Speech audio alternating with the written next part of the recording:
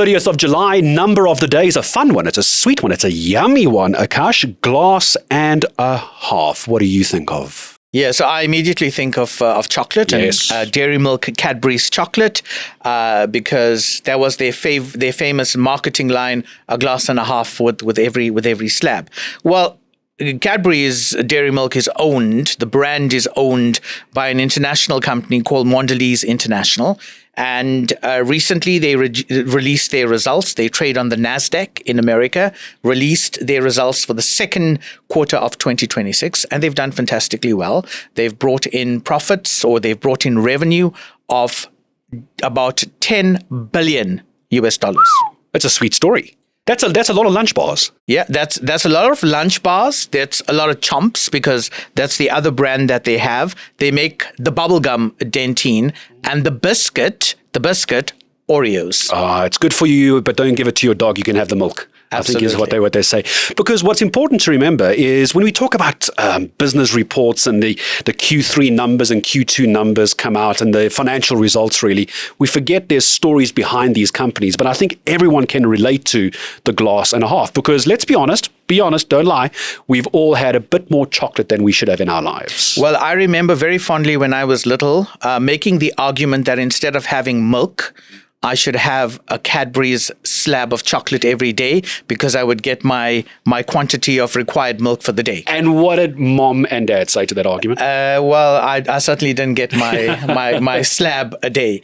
But it all starts, right? To get to 10 billion USD in 3 months, it all starts with some kid, some parent going into a shop, buying a slab of chocolate, buying a packet of Oreo's biscuit, and together, all of these sales all around the world have given this company revenue of almost 10 billion in the second quarter. And it's such a massive company, though, because it's obviously they would have a local South African variant of this as well, a local company. But the way that they report their numbers, they break it down into regions, don't they? So we don't really have an exact number for just South Africa. No, we don't. We don't have a number for South Africa, but they talk about developed and developing markets, and we fall under this very broad category that they refer to as Asia, the Middle East, and Africa, and this particular region grew revenue by 7.1%.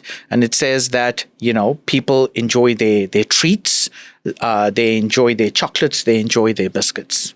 Aren't they part of Toblerone as well? Or isn't Toblerone part of them? Because one of my favorite chocolates, absolutely. Everyone's favorite chocolate, I think. Yeah. Is it? Yeah. But there's a very interesting story about Cadbury's because it talks about how in business you have to persevere, and sometimes you almost have the right brand, the right product, but it needs tweaking. And this story about Cadbury's, about the chocolate, goes back to 1824. That's more than 100 years ago. And it was started by a guy whose name happened to be John Cadbury.